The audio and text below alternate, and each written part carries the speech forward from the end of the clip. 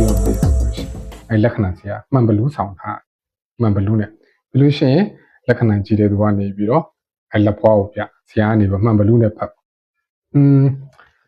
အဲ့ဒီကနေပြီးတော့နောက်တစ်ဆင့်တက်လာတော့ကျွန်တော်တို့ဘာသုံးလဲဆိုတော့ကျွန်တော်ပေါင်တာမှုန့်သုံးတယ်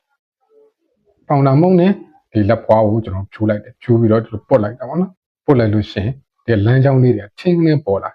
ဒါမျိုးလေးတွေကြောက်လည်းကြည့်ရတာအဆင်ပြေတယ်နောက်တစ်ဆင့်မှာကျတော့ကျွန်တော်တို့ကမှင်သုံးတယ်မှင်တစ်မျိုးပေါ့နော်အဲ့မှင်တစ်မျိုးသုံးတယ်အဲ့ဒီမှင်ကိုကျွန်တော်တို့ဒီပေါ့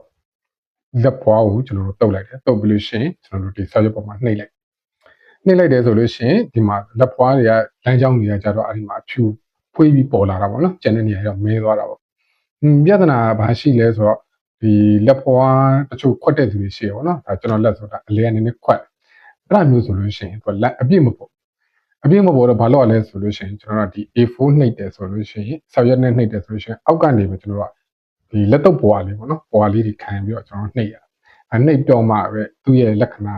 လမ်းကြောင်းတွေအပြည့်ပေါ်ဒါလည်းကြံတဲ့ဟာတော့ကြံမှာတော့နော်ဒါပေမဲ့သူဘာသာသူဒီလုံလောက်ဟောပြောလို့ရတဲ့အဆင့်ရောက်သွားတယ်အခုခေတ်ကျတော့ကျွန်တော်တို့ကကင်မရာတွေတိုးတက်လာကင်မရာဖုန်းကင်မရာတော်တော်ကောင်းလာပြီးတော်တော်လေးကြည်လာတဲ့ချိန်ကျတော့လက္ခဏာကြည့်တော့မှဆိုလို့ရှိရင်တပ်ပုံရပြီးပို့လိုက်ပေါ့ကျွန်တော်လည်းတခါကြလို့ရှိရင်ဒီကြည့်တာတော့အပြင်မှာကြည့်တာဒါပေမဲ့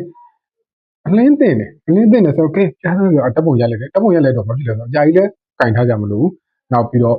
ဇုံးနေပါဆွဲကြည့်လို့ရဆိုတော့အဆင်ပြေဒါကျွန်တော်တို့ဒါလက္ခဏာကြည့်တဲ့ပုံစံပေါ့နော်ဒါကျွန်တော်မှီတလောက်ပေါ့နော်ဒါအဆင့်ဒါတိုးတက်လာတဲ့ပုံစံလေးတွေပြောပြနော်ကျေးဇူးတင်ပါတယ်